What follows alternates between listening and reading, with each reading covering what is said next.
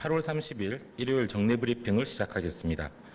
8월 30일 0시 기준 국내 발생한 신규 환자는 283명입니다. 어제 2분이 돌아가셨고 총 사망자는 323분입니다. 고인의 명복을 빌고 유가족께 위로의 말씀을 전합니다. 수도권의 신규 환자는 203명으로 계속 200명대 이상의 환자 발생을 유지하고 있으며 수도권 이외 지역에서도 80명에 달하는 환자가 발생하였습니다. 지난 한 주간 감염 양상을 보면 경로를 알 수 없는 사례의 비율이 약 25%로 매우 높고 방역망 내 관리 비율도 크게 낮아져 있어 방역망의 통제력이 약해진 상황입니다.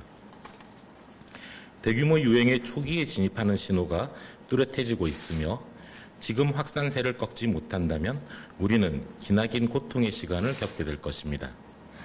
이를 위하여 오늘부터 9월 6일 자정까지 앞으로 8일간 더욱 강화된 사회적 거리두기가 실시되며 이제 그 첫날째를 맞이하고 있습니다.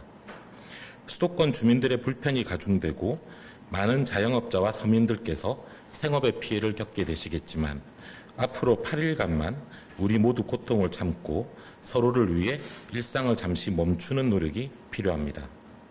8일간의 배수진을 통해 수도권의 확산세를 반드시 진정시켜야 합니다. 꼭 필요한 일이 아니면 안전한 집에만 머물러 주시기 바랍니다. 특히 모임과 약속은 가급적 모두 취소해 주시고 퇴근 후에는 바로 집으로 돌아와 주시기 바랍니다.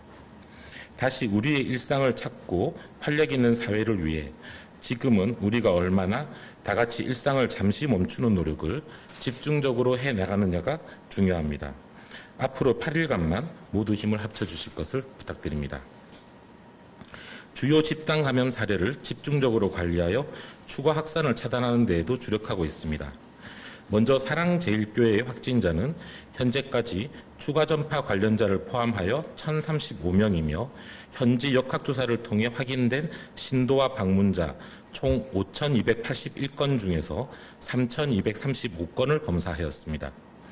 거부, 연락두절 등으로 검사를 받지 않은 대상은 약 2천여 건으로 높은 양성률로 볼 때 이들에게서도 다수의 감염자가 발생했을 우려가 있습니다. 8월 15일 서울 도심 집회와 관련한 확진자는 현재까지 369명이며 기주국 정보와 버스 탑승자 명단을 바탕으로 확인한 대상 55,488명 중 15,325명을 검사하였습니다. 경찰청, 지자체 등과 협력하여 필요한 경우 위치 추적, 수사 등까지 진행하며 아직 검사를 받지 않은 대상자를 찾고 있으나 국민 여러분의 자발적 협조가 필요합니다.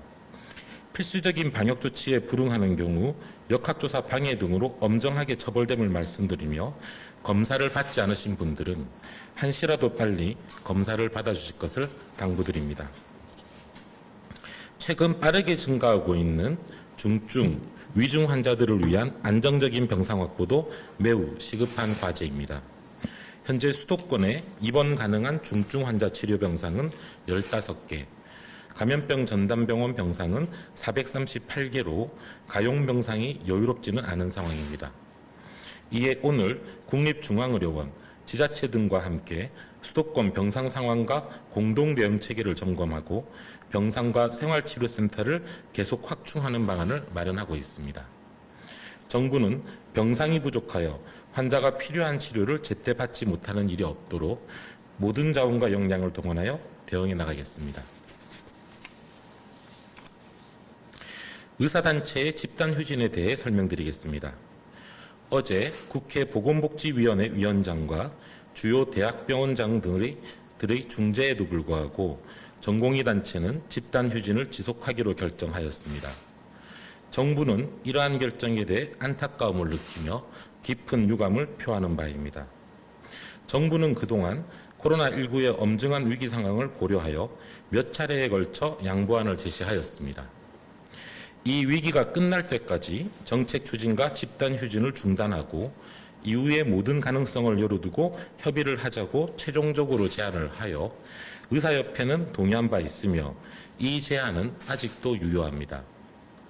정부를 신뢰하기 어렵다는 전공의 단체의 문제 제기에 대해서는 국회 보건복지상임위원장이 나서서 관련 법안 추진을 중단하고 의료계가 참여한 협의기구를 설치하겠다는 입장을 어제 밝혔으며 어제 또한 국립대병원, 사립대병원, 수련병원 협의회 등 다수의 의료계 원로들이 이 정부의 이행을 함께 책임지겠다는 약속까지 하며 집단휴진 중단을 요청하였습니다.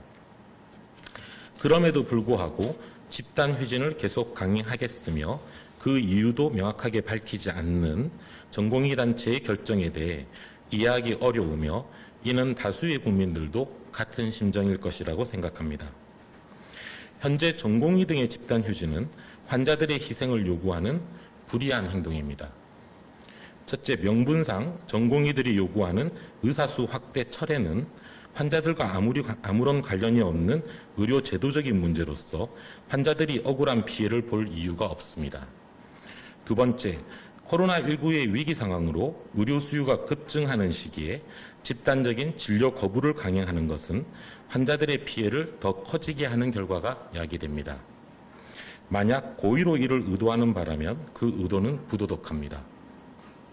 셋째, 응급실, 중환자실까지 진료를 거부하는 극단적인 방식은 위중한 환자들의 인명피해가 필연적으로 발생하게 되므로 사회 안전을 위험하는 책임성 없는 행동입니다.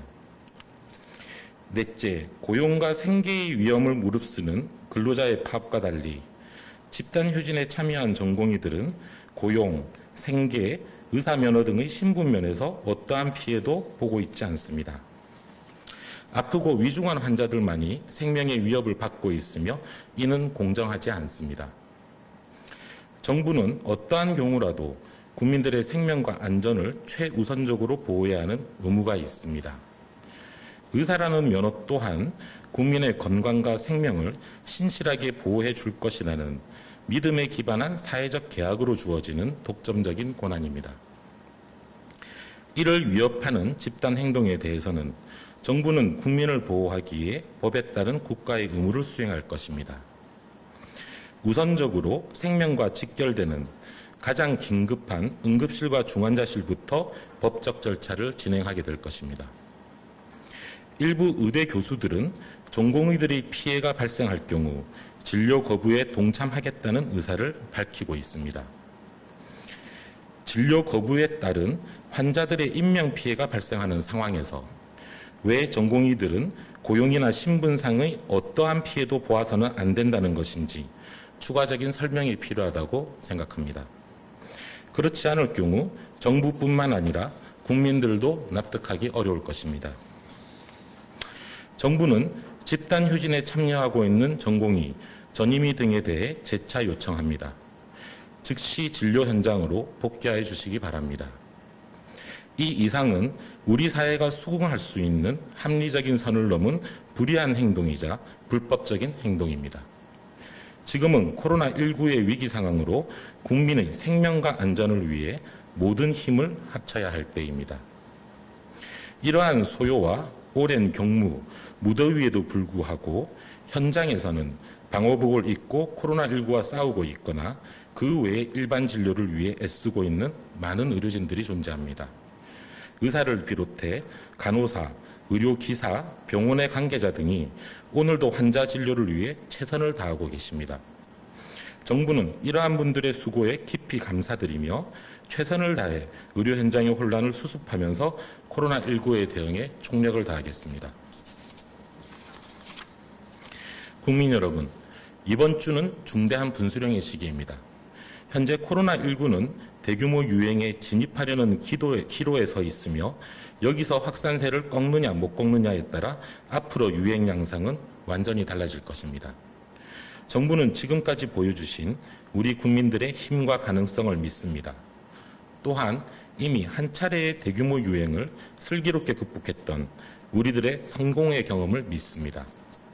앞으로 8일 동안 다시 한번 집중하여 국민 한 분 한 분이 방역의 최전방 사령관으로서 함께 해주시기를 부탁드립니다. 정부도 긴장감을 놓지 않고 코로나19 확산을 차단하는 데 총력을 다하겠습니다. 감사합니다.